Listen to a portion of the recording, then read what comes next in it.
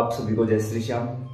आज की वीडियो में हम बात करेंगे कि अश्विन मास के शुक्ल पक्ष की एकादशी की व्रत कथा क्या है। आप सभी जहां भी हैं 2 से 3 मिनट का समय निकालकर अपने स्थान पर बैठ जाइए। कोशिश करिए घर के मंदिर में बैठा जाए।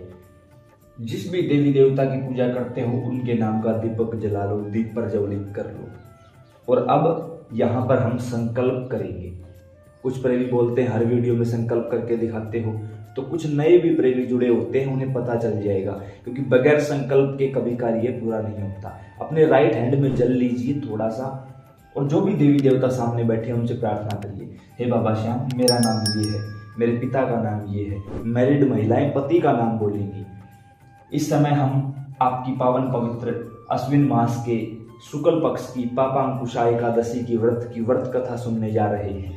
यहाँ हम कथा को पूरा करते हैं, वहाँ आप हमारी मनोकामना पूरी कर दीजिए। इतना बोलकर अपनी मनोकामना भगवान के चरणों में रख दीजिए और जल नीचे की ओर छोड़ दीजिए। अब यहाँ से हम बाबा की दिव्य कथा को शुरू करते हैं।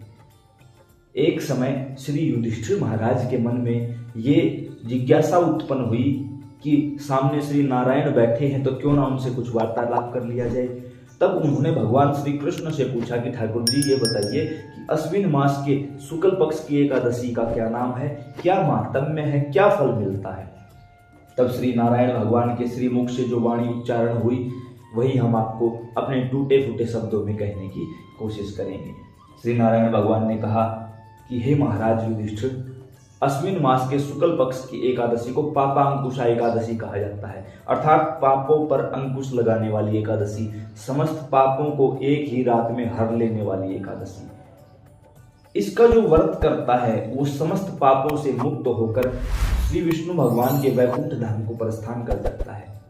एक समय में विंध्य पर्वत पर क्रोध नाम का एक बहेलिया रहा करता था, जिसकी आदतें गंदी थी, आचरण बहुत ही खराब था। मदिरा सेवन करना, वैश्यन करना, जानवरों को मार के उनको बेचना, उनको खाना, यही उसका नियम था। चलते चलते एक समय ऐसा आया कि उसकी जीवन अवधि समाप्त होने वाली थी। हुआ कुछ ऐसा कि यमदूतों ने आकर उसको एक दिन पहले ही बता दिया कि कल हम तुम्हें लेने आएंगे, कल तुम्हारी जीवन अवधि पूरी हो रही है।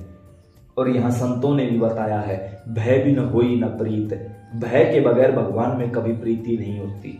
स्वयं प्रभु श्री राम ने भी अपने मुख से इसी वाणी का उच्चारण किया है।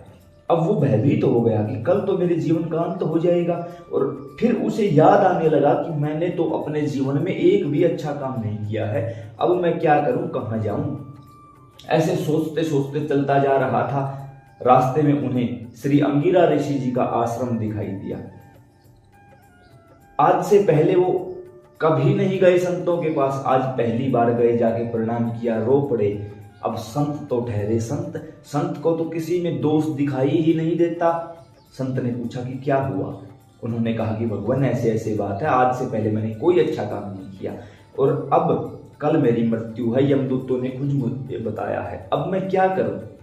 अब देखो, आज से पहले वो संत के पास नहीं आया, आज ही आया है, अपनी मृत्यु के भय से आया है। लेकिन एक चीज सही है कि आके उसने बता दिया, स्वीकार कर लिया कि मैंने कुछ भी अच्छा नहीं किया है। किसी भी चीज को स्वीकार करना बहुत बड़ी बात होती है। उसने स्वीकार किया। यकीन मानिए, आप अच्छे हो तो अच्छे, बुरे हो तो बुरे, जैसे हो वैसे ही संत के सामने और वैसे ही भगवान के सामने जाना चाहिए। अगर आप वैसे के वैसे गए तो आपको पता नहीं क्या मिल जाएगा वहां से, लेकिन अगर आप रूप बदल कर गए तो पूतना की तरफ और शूर्पणखा की तरफ भगवान ने देखा भी नहीं, क्योंकि वो रूप बदल कर गई थी। तो आप पूतना और शूर्पणखा नहीं हो, सभी की बात कर रहा हूं, कोई महिला अपने ऊपर ना ले इस बात को, सभी की बातें हैं। रूप बदल कर भगवान के सामने कभी नहीं जाया जाता। तब श्री अंगिरा ऋषि ने कहा कि कल का जो पवित्र दिन है वो पापांकुशा का दिन है, आप व्रत करो विधि पूर्वक, आपको निश्चिंत ही भगवत धाम की प्राप्ति होगी। उस रात उस बहेलिये को नींद नहीं आई। सारी रात वो ऐसे ही जागता रहा।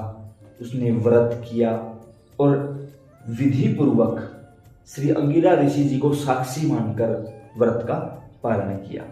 जब उसकी मृत्यु का समय आया, यमदूत वहां पहुंचे तो देखा पहले ही देवदूत वहां खड़े थे, क्योंकि उम्र पूरी हो चुकी थी। अब कोई ये ना कहे कि भगवान का भजन करने वाला मरता नहीं, नहीं, ऐसा कुछ भी नहीं होता।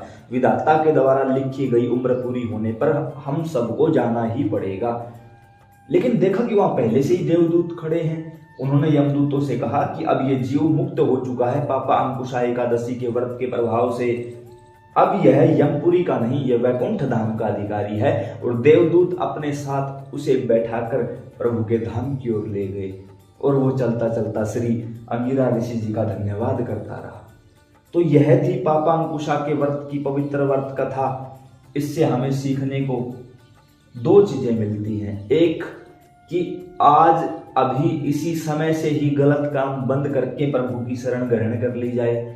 दूसरा, जब भी संत और भगवान के सामने जाएंगे तो कोई चेहरा लगाकर नहीं जाएंगे, अपने आप को छिपा कर नहीं जाएंगे। जैसे हो वैसे जाओ। अरे संत तो वो है जिसकी समदृष्टि है, जिसे कभी दोष दिखाई ही नहीं देता, तो निश्चिंत तौर पर कल्याण होगा।